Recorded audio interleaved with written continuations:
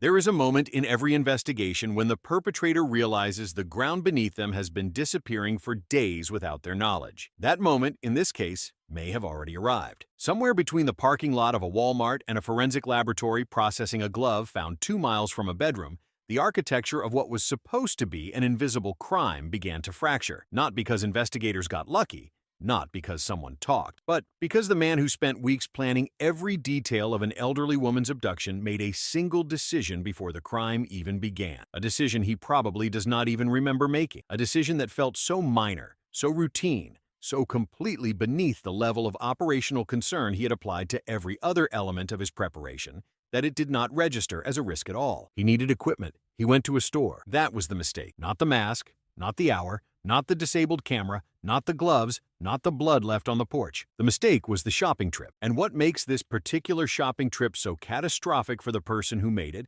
is not simply that the store had cameras. Every store has cameras.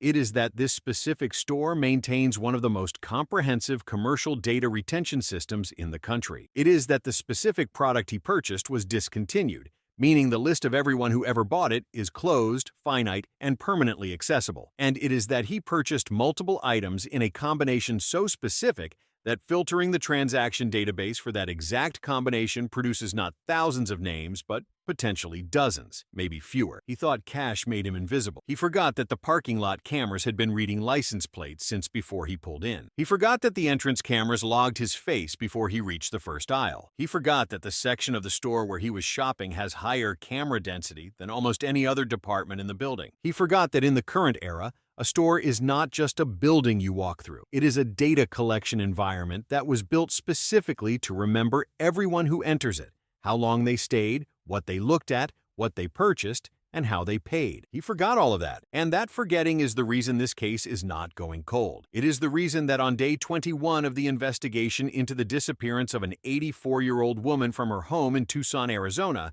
every investigative thread was active, converging, and producing results. This is not a case that has gone cold. This is a case that is burning hotter with every passing day. No sensationalism, no exploitation, just evidence, just analysis, just the pursuit of truth. She was 84 years old, not a person defined by fragility, but by consistency, by the particular comfort of routines maintained with deliberate care. Sunday morning church services attended faithfully through a screen with a close friend, never missed, not once. Family dinners, the familiar rhythm of a home that had held decades of her presence, and reflected in every corner the accumulated textures of a life fully lived. She was the mother of a nationally recognized television anchor whose public profile had brought a degree of attention to the family over the years. But she herself was not a public figure. She did not seek attention. She did not carry the expectation that the quiet rhythms of her daily existence would ever intersect with violence. She was a private woman in an affluent residential district of Tucson who had built a life measured not in milestones, but in the smaller, more durable currencies of faith, family, and routine. That is who she was. That is who was taken. On the evening of January 31st, she left her home in a rideshare vehicle to have dinner with her daughter, a routine family gathering, the kind that happens in millions of homes every week with no particular significance. No reason to mark it in memory. The conversation was warm. The goodbye at the end of the night was the kind exchanged between people who fully expect to see each other again soon. Her son-in-law drove her home afterward. He was careful about it. He did not simply drop her at the curb. He waited 2 minutes after she entered the house, watching until the lights came on inside, confirming she had moved safely into her home before he pulled away from the curb. He had no way of knowing he had just seen her for the last time. Over the next several hours, her presence in the house was documented by the technology surrounding her. Her phone was active. Smart home sensors registered lights being switched on in multiple rooms as she moved through her evening routine. There was no sign of distress, no unusual access to the property, no indication from any data point that anything had changed. She was an 84-year-old woman alone in her bedroom, following the routines she had followed for years, unaware that somewhere beyond her walls, a plan had already been set in motion and was now simply waiting for the right hour. Remember that timestamp. Everything that follows is measured from it. A camera disconnection in the middle of the night is not, by itself, a crime. Power fluctuations happen. Home network devices lose their connections intermittently. Smart home systems occasionally fail in ways that have entirely mundane explanations. Taken in isolation, 1:47 a.m. is an anomaly, not an alarm. But the 41 minutes that followed transformed that anomaly into the opening chapter of a federal kidnapping investigation. At 2:12 in the morning, 25 minutes after the camera first went offline, The device's motion sensor registered activity in its field of view. The camera was powered, something was moving in the space it monitored, but it produced no footage, no recording, no captured image of what was happening directly in front of it. This distinction is forensically significant. A camera that loses power goes completely dark. Its sensors stop functioning. It detects nothing and records nothing because it has no operational capacity to do either. A camera that detects motion but produces no recording is a camera that has been physically addressed, obscured, redirected, rendered sightless through deliberate intervention while remaining technically operational. That is not a malfunction. That is someone standing in front of the camera, knowing it is there, and doing something specific to it. At 2:28 in the morning, 41 minutes after the doorbell camera first went dark, the application connected to the victim's cardiac monitoring implant registered a disconnection from her phone. Not a gradual fade, not an intermittent loss of signal that resolved itself after a few seconds. A clean, complete severance of connection. The signal existed, then it did not. The transition between those two states was instantaneous. Cardiac monitoring implants of this type maintain wireless connectivity to a paired smartphone application for the purpose of remote transmission to a patient's medical team. That connection is continuous and stable under normal circumstances. The conditions that produce a clean disconnection of the kind logged at 2:28 include the phone being destroyed, the victim being transported beyond the wireless range of a Bluetooth or near-field connection, the device being actively disabled by physical intervention, or the victim being moved from her bedroom to a vehicle. Every one of those explanations leads to the same conclusion. Between 1:47 and 2:28, in a 41-minute window, she was taken. When her relatives arrived at 11:56 the following morning, after she failed to appear for her Sunday church service, after calls to her phone went unanswered, after the silence stretched long enough that concern became urgency, what they found made that conclusion impossible to contest. The exterior of the house was unremarkable. No shattered windows, no obvious evidence of forced entry from the street. Her car was in the driveway. Her phone was inside the house. Her belongings were present. Everything about the visible surface of the property suggested normalcy. But her bedroom told a different story. A DNA mixture consistent with violent physical contact was recovered from the scene. A complex biological sample presenting significant analytical challenges, sent to a specialized laboratory in Florida with expertise in isolating clean genetic profiles from mixed specimens. On the front porch, the victim's own blood confirmed she had been injured before she was removed from the property. The struggle happened there, on that porch, in the darkness before dawn, and whoever was responsible for it left both a biological record and a trail of forensic decisions that investigators were already beginning to follow by the time law enforcement was called at 12:03 in the afternoon. Within the hour, federal involvement had been requested and granted. This was not a missing person case. This was a planned abduction of an elderly woman from her own home, and the investigation that followed would be unlike anything the Tucson area had seen in recent memory. What emerged from that reconstruction was a profile of someone who had studied the forensic process and made deliberate, specific choices to counter it at every step. A full balaclava mask covered every facial feature completely, not a partial covering, not a hood pulled low over the forehead, a tactical face covering that left no skin exposed, no jawline visible, no hairline caught by a camera angle, no distinguishing mark of any kind accessible to any identification system. Even in the reconstructed doorbell footage recovered from temporary server caches that were never supposed to retain anything, the figure presents as a black silhouette with no human characteristic visible above the neck. Tactical gloves, designed specifically to prevent the transfer of fingerprints and skin cells to any contacted surface, were worn throughout. Every door handle, every surface touched during the entry and the removal, all of it handled with the explicit intention of leaving no biological trace on anything that would remain behind at the scene. The hour selected for the operation sits at the statistical floor of residential community awareness. 1:47 in the morning falls within a window that behavioral research consistently identifies as the period of lowest pedestrian activity, lowest vehicle traffic, and lowest probability of unplanned human witness exposure. The streets of even a densely populated residential district are effectively empty. Neighbors are in deep sleep cycles. The probability of a passing driver catching a glimpse of activity on a private property is near zero. No streetlights illuminate every corner of a residential neighborhood. No headlights sweep across a front porch at that hour. This individual understood that, not as a general intuition, but as a calculated selection of a specific time window. The security system was directly targeted with prior knowledge of its configuration. The recovered footage shows the perpetrator approaching the doorbell camera with awareness of its exact position and actively working to address it using landscaping elements near the front entrance. They did not arrive and discover the camera by chance. They arrived knowing where it was, knowing approximately what angle it covered, and already having a method prepared to neutralize it before moving further onto the property. That is reconnaissance. That is someone who had been at this property before that night, who had studied the camera's position, whether through a physical visit on a prior occasion or through publicly available imagery, real estate listing photographs, satellite mapping services, street-level photographic databases, or information obtained from a source with direct knowledge of the home's security configuration. The cardiac monitoring implant appears to have been factored in as well. Whether the disconnection at 2:28 was the result of a deliberate act to disable a wireless signal or was an incidental consequence of the struggle that left blood on the porch,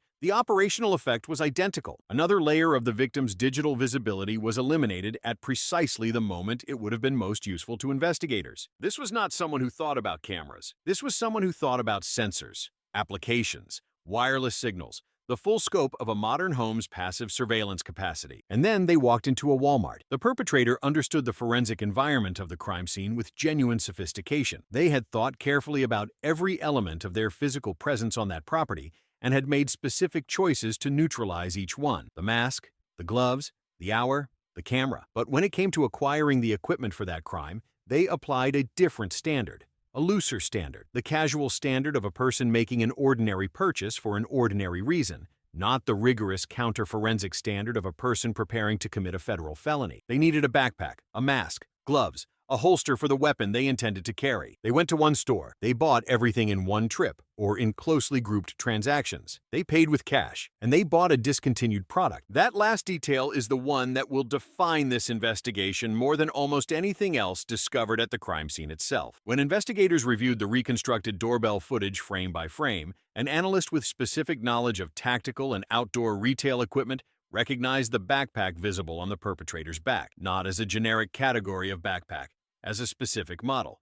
The Ozark Trail, a product sold exclusively through Walmart. The identification was based on the pack's distinctive silhouette, its specific external attachment system, and a design element unique to that product line. The recognition was confirmed through consultation with retail equipment specialists who examined every available pixel of the footage. And then came the detail that changed everything. The specific Ozark Trail model visible in the footage is no longer available for purchase. Walmart discontinued it. The shelves that once held that product no longer hold it. New stock of that item is not being produced or sold anywhere through any retail channel. Take a moment to understand what that means for investigators. A currently available product has an ongoing commercial life. New units are sold every day. The transaction database for a current item is an open, constantly growing record with no defined endpoint. A suspect identified through a current product purchase might argue they acquired it recently, innocently, for a reason entirely unrelated to any crime. The recency provides ambiguity. The ongoing availability provides cover. A discontinued product has none of that. The transaction history for a discontinued item has a beginning and an end. Every unit that left Walmart's inventory for that specific model,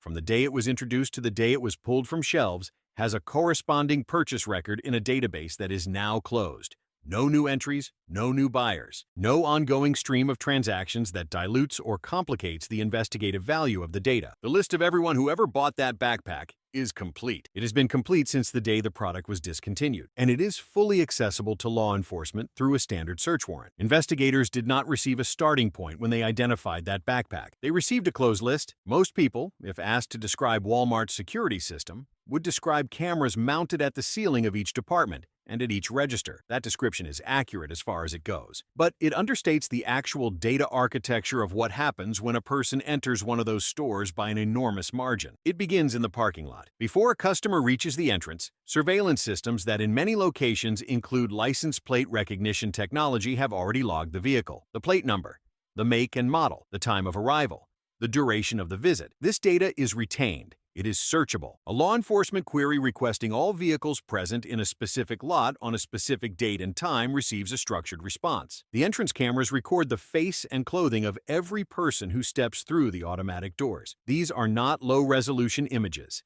These are cameras positioned specifically to capture identifiable detail of individuals entering the store. Every person who walked into that building on the day that purchase was made has a time-stamped facial record. Inside, cameras cover every aisle. Their positioning is not random. It is designed for comprehensive behavioral mapping, not merely theft deterrence. In the sections dedicated to outdoor gear, sporting equipment, and tactical accessories, precisely the categories relevant to the purchases made in this case, the camera density is typically higher than in other departments. more angles, more coverage, more overlap between adjacent fields of view to eliminate blind spots. At every register, the transaction is captured from multiple simultaneous angles. The customer's face, the items being scanned, the payment method, and the precise timestamp are all documented in a single transactional event that cross-links the visual record with the commercial record. For card-based purchases, that cross-link leads directly to a name, a billing address, a complete purchase history for that card at that chain,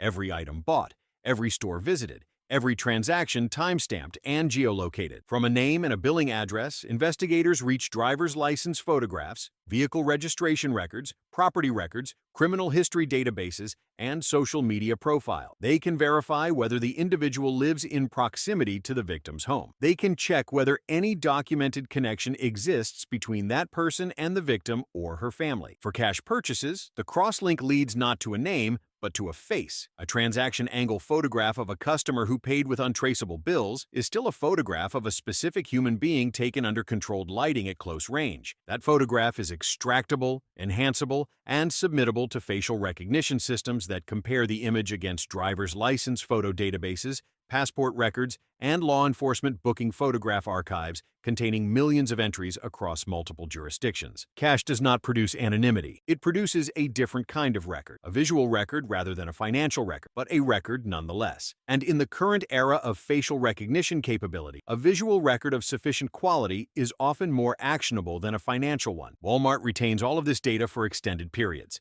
Transaction databases spanning years, archived surveillance footage, license plate recognition logs, entry and exit timestamps cross-referenced against transaction records. When law enforcement presents a search warrant in a case involving the violent abduction of an elderly victim with active federal investigation and national media coverage, the corporate response is immediate and complete. The legal infrastructure for that cooperation exists. The data infrastructure to fulfill it exists.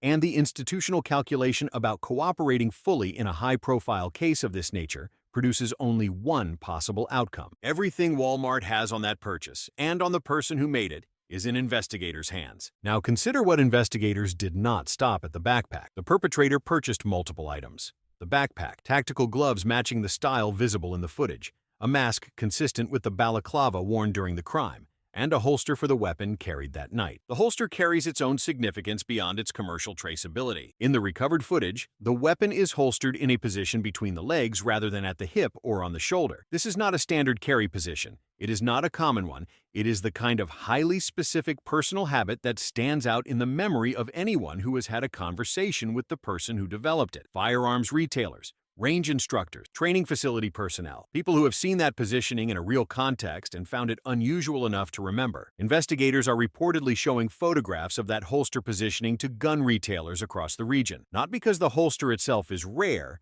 but because the way it was worn is. Someone remembers seeing that. Someone may not yet know they remember it, but they will. Now, return to the commercial database and consider the combination purchase. Individual items purchased separately produce large lists of buyers. A specific tactical backpack, even a discontinued one, was sold to hundreds or potentially thousands of customers over its commercial lifespan. A specific type of tactical glove has been sold to an even larger pool. A balaclava mask and a holster each have their own extensive purchase histories. But a transaction, or set of closely grouped transactions, that includes all of these items together, bought in the same time window at the same store or nearby stores, reduces that combined pool dramatically. Investigators are not searching for everyone who ever bought the backpack. They are searching for the person who bought the backpack and the gloves and the mask and the holster within a defined time window at a location geographically proximate to the victim's home. That is not a list of thousands. That may be a list of one. It matched the style and color of the gloves visible in the doorbell camera footage. The discovery of a single discarded glove 2 miles from a crime scene could, in isolation, be circumstantial. Gloves are common items. 2 miles is a distance that introduces ambiguity about whether a given object is connected to a specific incident. But the DNA analysis of the glove's interior removed that ambiguity entirely. The inner lining of a tactical glove that has been worn during physical activity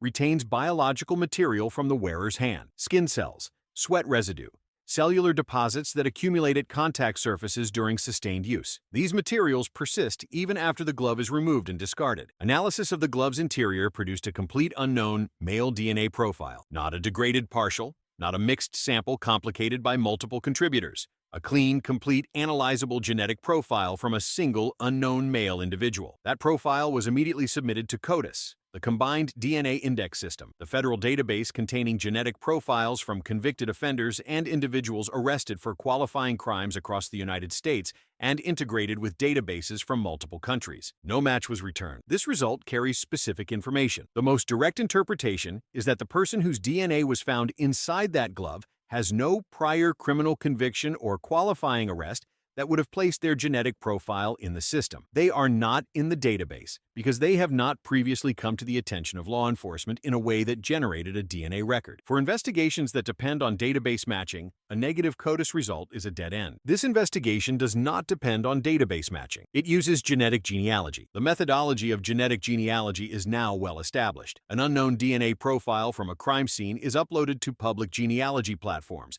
where individuals voluntarily share their genetic results for the purpose of finding relatives and tracing ancestry. These platforms contain tens of millions of profiles representing a substantial portion of the American population across multiple generations. The crime scene profile will not directly match the perpetrator in those databases, but it will match their relatives.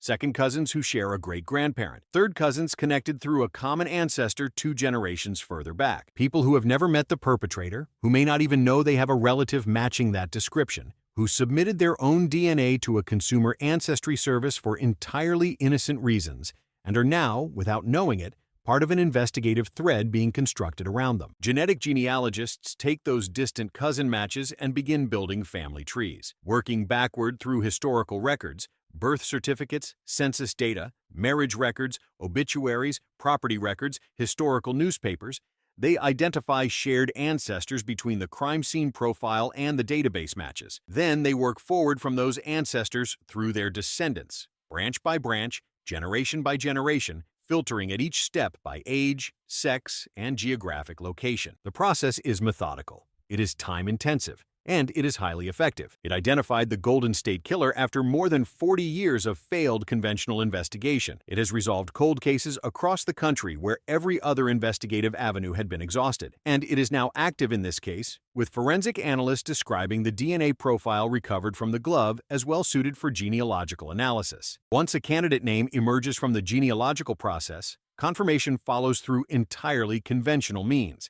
physical surveillance of the identified individual, collection of a DNA sample from an item discarded in a public space, laboratory comparison against the crime scene profile. A confirmed match establishes probable cause. And then the case, which has been building quietly through databases and family trees and retail transaction records, becomes a public arrest. Now consider what happens when the genealogical process and the commercial process converge on the same timeline. If genetic genealogy produces a short list of candidates matching the geographic and demographic profile derived from the family tree reconstruction, investigators immediately check every name on that list against the Walmart transaction database for the discontinued Ozark Trail backpack and the other items purchased. A candidate whose genealogical connection to the crime scene DNA is confirmed and who also appears in the commercial database as a purchaser of those specific items at a location proximate to the victim's home at a time consistent with the preparation for this crime is not a person of interest. That is a suspect. And the case against that suspect is not built on a single line of evidence that a defense attorney can challenge. It is built on 2 independent evidentiary chains, each progressing through entirely separate methodologies, converging on the same name from different directions. Forensic biology and commercial transaction data do not make the same errors.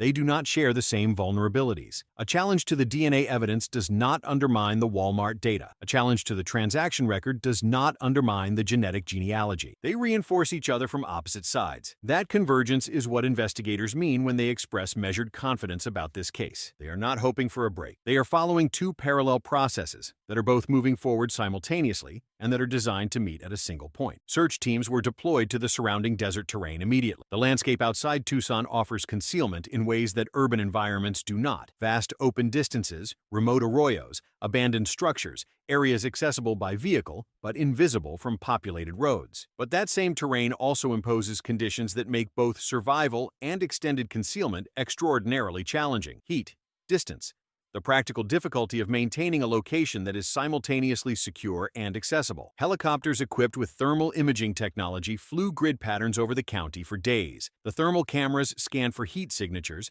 that indicate a living human body in a location where no living human body would normally be expected, a signature visible from altitude even when the physical person cannot be seen from the ground. Among the aircraft deployed was a helicopter carrying a wireless signal detection system specifically calibrated to the frequency emitted by the victim's cardiac monitoring implant. The deployment of this technology was publicly acknowledged, which drew criticism from a high-ranking political figure who argued that announcing the capability could alert the perpetrator and lead them to disable or destroy the device.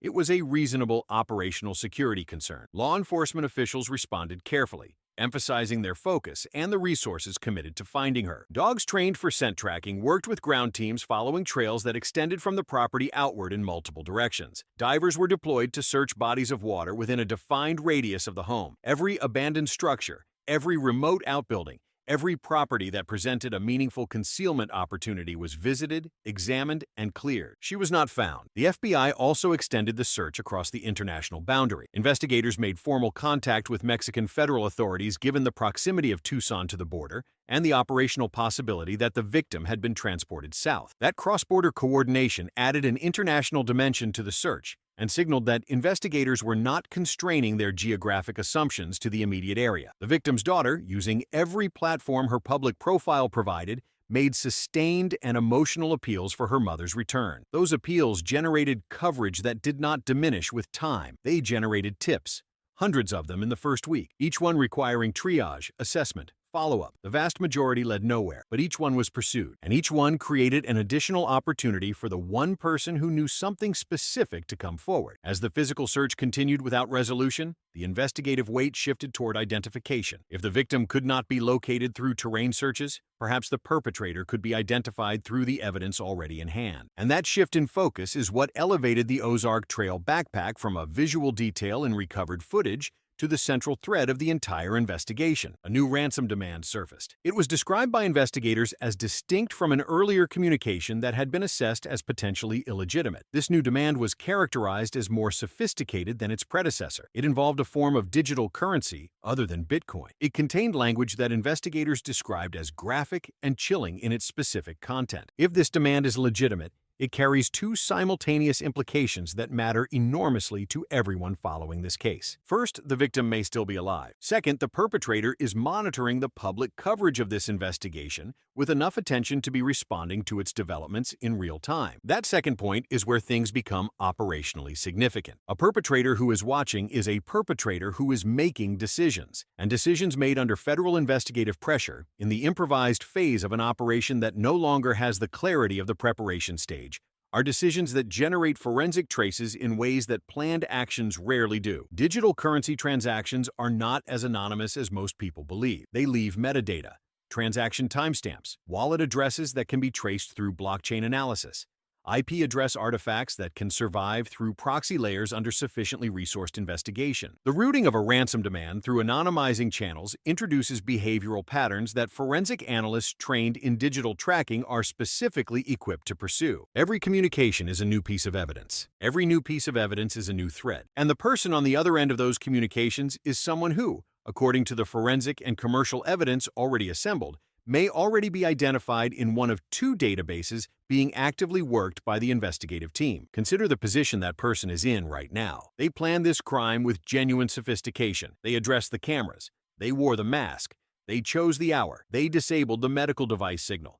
They believed they had executed something close to a perfect operation. And then the camera fragments were recovered from a temporary server cache that was not supposed to retain anything. And then the discontinued backpack was identified from 6 seconds of reconstructed footage. And then the glove was found 2 miles away with a complete DNA profile inside it. And then the genetic genealogy process began. And then the Walmart transaction records were requested and produced. None of that was in the plan. None of it was accounted for. The perpetrator did not sit down and game out what would happen if a forensic specialist happened to have specific knowledge of tactical retail products and could identify a discontinued backpack from a partial video fragment. They did not factor in the possibility that a glove discarded miles from the scene would yield a clean, analyzable genetic profile suitable for genealogical matching. They planned for what they knew about forensic investigation. They did not plan for what forensic investigation has become. And now they are improvising in real time against a federal team that was built precisely for this situation. Improvisation under that kind of pressure, at that scale of surveillance, is where the final mistakes happen. The Walmart transaction database had been searched. The discontinued Ozark Trail backpack purchase records had been produced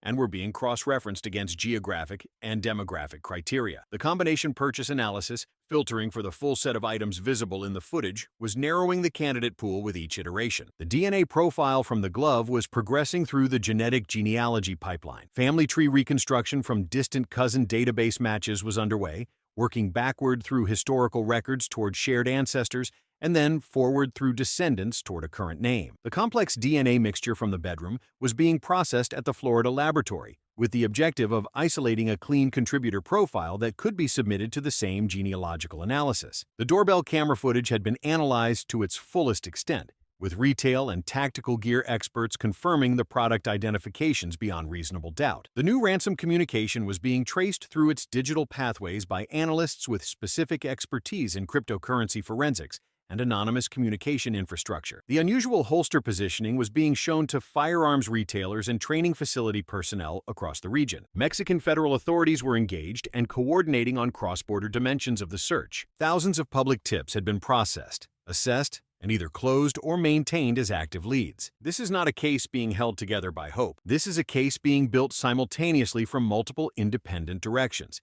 each of which is progressing on its own timeline, each of which is capable of producing an identification independently, and all of which are pointed at the same person. The perpetrator believed they could disappear into darkness. They believed the mask made them anonymous, that the gloves eliminated their biological presence at the scene, that disabling the camera erased the record of what happened, that paying with cash at a retail store left no trace they could be connected to. But they forgot that in this era, surveillance does not live only in cameras. It lives in transaction databases, in genetic genealogy platforms, in parking lot recognition systems that log license plates before a driver even reaches the entrance of a store, in fragmented data caches on remote servers that retain partial information below the surface of any standard interface, in the wireless transmission logs of cardiac monitoring implants, in the discontinued product records of a retail chain that sold a specific item to a specific person and has had that record stored, searchable, and accessible ever since. The perpetrator thought a discontinued product was a forgotten product, old inventory that had blended into the background noise of commercial history,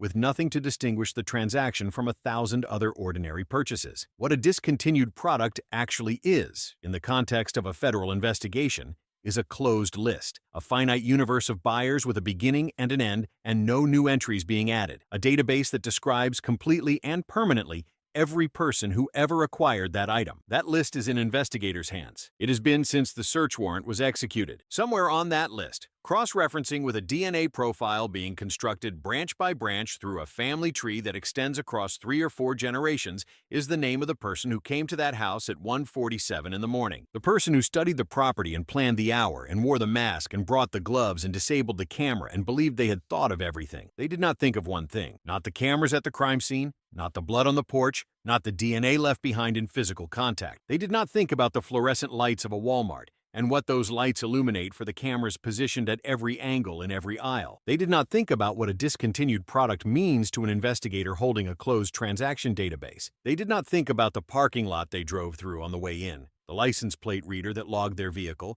the timestamp that placed them there. They did not think about any of that. And that failure to think about it is the reason this case is solvable. That failure to think about it may already be the reason it is solved. And the public simply has not been told yet. It is a real life. An 84-year-old woman taken from her own bedroom in the darkness of a February morning. A family that has spent weeks in a particular kind of uncertainty that no one should have to live inside, where hope and the weight of evidence exist in constant tension with each other, and every day without an answer is its own kind of loss. A daughter who has used every platform available to her to ask a question that should never have had to be asked. A community that watched this case unfold and felt, in the watching, something that goes beyond the specifics of one woman and one night in one city. The evidence in this case does not yet point publicly to an arrested individual, but the direction of the investigation is not ambiguous. The forensic threads are active. The commercial data is in hand. The genealogical process is running. The digital currency trail is being followed. The holster photographs are being shown. The tips are being processed. These are not the activities of an investigation that has run out of leads. These are the activities of an investigation that has more leads than it can pursue simultaneously and is prioritizing them by the proximity to a confirmed identification. The search for truth continues, and in this particular case, with this particular convergence of evidence, the search has a direction. It has always had a direction. The person who built a trail on their way to that bedroom does not get to choose whether investigators follow it. They only chose to leave it, and they did. If you have any information about this disappearance, if you recognize anything about the individual in the doorbell camera footage, if you recall a conversation or a detail or a sighting that carries a different weight now than it did when it happened, please contact the FBI tip line or Tucson law enforcement immediately. A substantial reward is being offered for information leading to her safe return and the identification of those responsible. Every detail matters. Every memory matters. The tip that breaks this case open may already exist in someone's mind. It's a real life, a real family, and a case that may still have answers waiting to be found. The search for truth continues. The popular understanding is that investigators upload a DNA profile to a database and receive a name back, that the process is fast, that it functions like a search engine returning the top result in seconds. The reality is more methodical, more labor-intensive, and more forensically powerful than that simplified version suggests. When an unknown DNA profile from a crime scene is uploaded to a public genealogy platform, the system does not return a single result. It returns a list of partial matches, people who share portions of the unknown profile's genetic sequence, because they share common ancestry. These matches are organized by the estimated degree of relationship, first cousin, second cousin, third cousin, based on the percentage of genetic material they share with the unknown profile. The genealogist does not start with the closest match and work inward. They often start with the most useful matches, which are frequently not the closest ones. A second or third cousin match, someone who shares a great-great-grandparent with the unknown individual, is often more useful than a closer match because second and third cousins are more likely to have publicly searchable family information. Their parents are likely documented in public records. Their grandparents and great-grandparents are likely to appear in census data,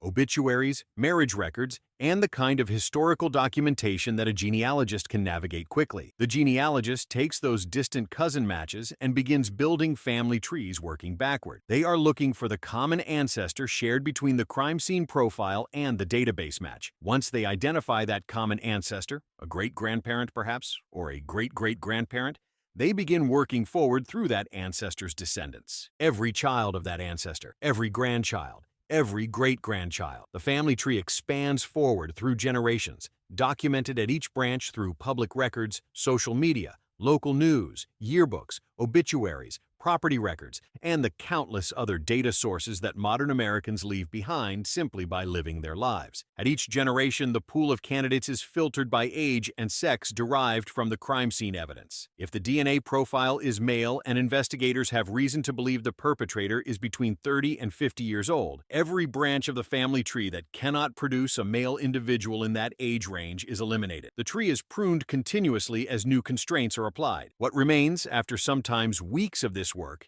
is a short list, a handful of names representing the individuals who could plausibly be the source of the crime scene DNA based on their genetic relationship to the database matches and their fit against the known demographic parameters. Those names are then handed to conventional investigators. Physical surveillance begins. The identified individuals are observed without their knowledge. Investigators wait for a moment when the individual discards something that has made contact with their body: a coffee cup, a cigarette, a tissue, a fork from a restaurant meal, a discarded water bottle. The discarded item is collected. DNA is extracted from the biological material on it. That DNA is compared against the crime scene profile in a laboratory. If the comparison confirms a match, the case is made. The individual does not need to know they have been identified. They do not need to have said anything incriminating. They do not need to have made any mistake beyond the original one. They simply discarded something, and that discarded item, combined with the genetic genealogy that led investigators to their door, and the commercial transaction records that placed them in a Walmart buying the equipment for this crime, and the doorbell footage that captured their silhouette on a residential porch in the pre-dawn darkness, forms a case that is built from multiple independent directions and that cannot be undone by challenging any single piece of it. Leading forensic scientists who have reviewed the publicly available details of this case have been specific and consistent in their assessments. The DNA sample from the glove is described as clean and complete. The genealogical analysis has a high probability of producing usable family matches given the depth of current consumer ancestry databases. The methodology that was used to identify the Golden State Killer,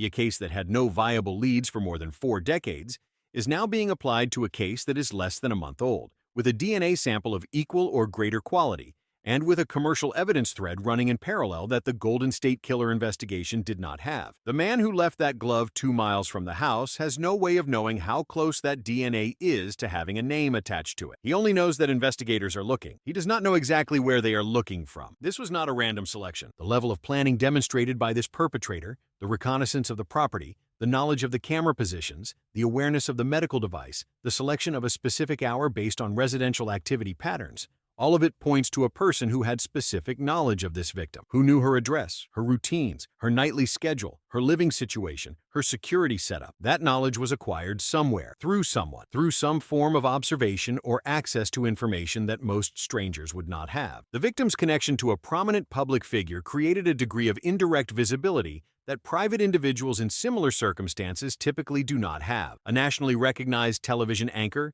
is a public figure whose family, movements, and associations are discussed publicly and documented online. A motivated individual researching that anchor's life, family structure, and home circumstances would not encounter the same obstacles they would face researching a private family with no public profile. This does not point to any specific suspect theory. It is a parameter, a constraint that investigators apply when evaluating the pool of individuals who could have possessed the prior knowledge that this crime required. A random stranger planning an abduction of a specific elderly woman in a specific house on a specific street does not randomly acquire the knowledge of where that camera was positioned, does not randomly know that she lived alone, does not randomly know her nightly routine well enough to select the precise window between when her son-in-law left and when she would be in her deepest sleep cycle. Someone knew. The path from knowing to planning to executing is the path investigators are walking backward right now. And with the commercial data already in hand and the genealogical process narrowing the biological candidate list, that backward walk is getting shorter with every passing day. The press conferences become less frequent. The public statements become more measured. The investigators who were speaking freely in the first week become more circumspect, not because the case has stalled, but because the case has reached a point where operational security matters more than public information. When investigators are following a transaction database through a series of names and addresses, they do not announce which names they are checking. When genetic genealogists are reconstructing a family tree that is 3 branches away from a living candidate, they do not publish their progress. When physical surveillance has been initiated on a specific individual, any public disclosure compromises the operation. The silence in this kind of investigation is often the loudest possible signal that something is happening. The days following day 21 of this case should be understood in that context. The absence of a daily press conference does not mean the case has gone quiet. It may mean the opposite. It may mean that the 2 investigative threads, commercial and biological, have converged close enough to a single point that the next public statement will not be an update on the search. It will be an arrest. Or it will be the announcement of a discovery that forecloses certain possibilities while opening others. Either outcome will represent the next chapter of a case that began on a porch in Tucson at 1:47 in the morning